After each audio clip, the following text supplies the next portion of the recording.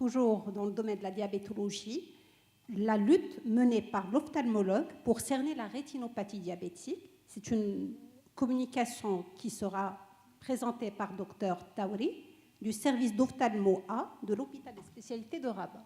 À vous la parole.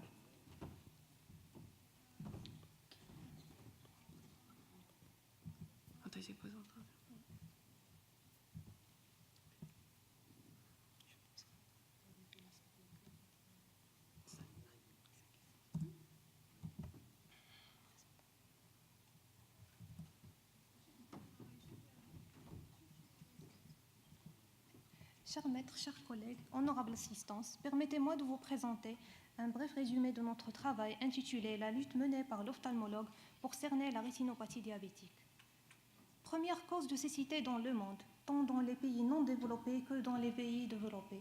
La rétinopathie diabétique est une microangiopathie entraînant une gêne à la circulation sanguine dans les territoires concernés, dont les conséquences vont déterminer les manifestations cliniques de la maladie. C'est l'une des complications la plus invalidantes du diabète. Le but de cette étude est de décrire l'aspect épidémiologique, clinique, thérapeutique de la rétinopathie diabétique dans notre contexte.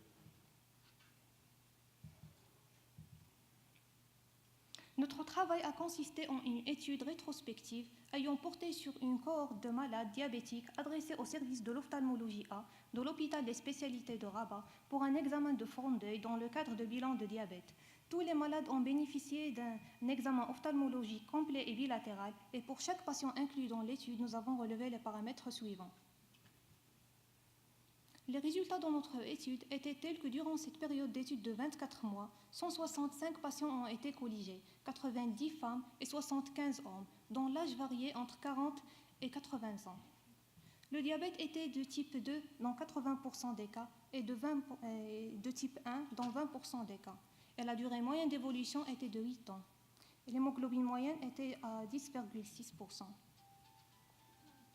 27,2% des patients admis en consultation, leur acuité visuelle de loin avec correction est inférieure à 3/10. Ceci est dû particulièrement à des cas de rétinopathie diabétique compliquée, à la maculopathie diabétique, auquel s'ajoute la cataracte. La fréquence de la rétinopathie diabétique dans la population d'études était de 40% et a été classée minime dans 14% des cas, modérée dans 8,48% des cas, sévère dans 4% des cas et proliférante dans 13% des cas. La photocoagulation panrétinienne au laser était indiquée dans tous les cas de rétinopathie pré-proliférante sévère et proliférante. Dans notre série, 3 patients ont présenté un décollement de rétine, un cas de décollement de rétine mixte, régmatogène et tractionnel, et un cas de décollement de rétine tractionnelle avec HIV, hémorragie intravitréenne.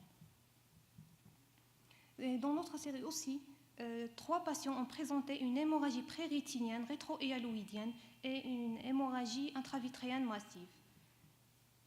Et 3 patients ont présenté une rébiose aérienne et un glaucome néovasculaire qui est une complication grave. Le traitement est basé sur la prise en charge précoce grâce au suivi pluridisciplinaire des patients. Une fois la pathologie déclarée, la rétinopathie diabétique proliférante et pré-proliférante sévère a été traitée en premier lieu par photocoagulation. Et l'œdème maculaire, quant à lui, il a été traité par la photocoagulation quand il est localisé et par les injections d'anti-VEGF quand l'œdème est diffus. Et la vitrectomie a été réalisée pour les cas de l'œdème tractionnel. La rétinopathie diabétique est d'évolution lente et progressive tout au long de la vie du diabétique, mais demeure longtemps asymptomatique. L'apparition des signes fonctionnels signe souvent un stade avancé de la maladie. Chez le diabétique de type 1, le risque de la maladie commence après 7 ans d'évolution, alors que 20% des diabétiques de type 2 ont déjà la maladie lors du diagnostic. Selon cette étude comparative faite sur les différentes séries publiées dans la littérature, on peut déduire qu'il s'agit d'une complication assez fréquente survenant dans un délai moyen estimé de 6 à 9 ans. Dans notre série, le fait que la rétinopathie apparaît dans un délai moyen estimé à 8 ans versus 5 ans dans l'étude de Cameron et 6 ans dans l'étude de Sfax-Tunissi, ça reflète le bon équilibre et le bon suivi des malades. La fréquence de la rétinopathie diabétique est variable d'une étude à une autre. Dans notre série, nous avons relevé 40,6%. Cette fréquence est plus élevée de 24% que celle rapportée par l'étude française de 2006, qui est à 16,9%, et plus élevée de 26% que la population diabétique de l'étude de CHU de Sfax, qui est à 14%. Par ailleurs, la fréquence retrouvée dans notre série est très proche de celle rapportée par l'étude de CHU de Fès et CHU de Oujda.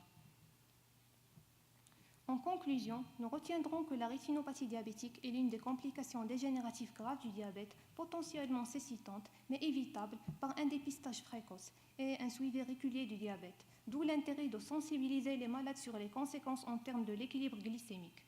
Je vous remercie pour votre attention.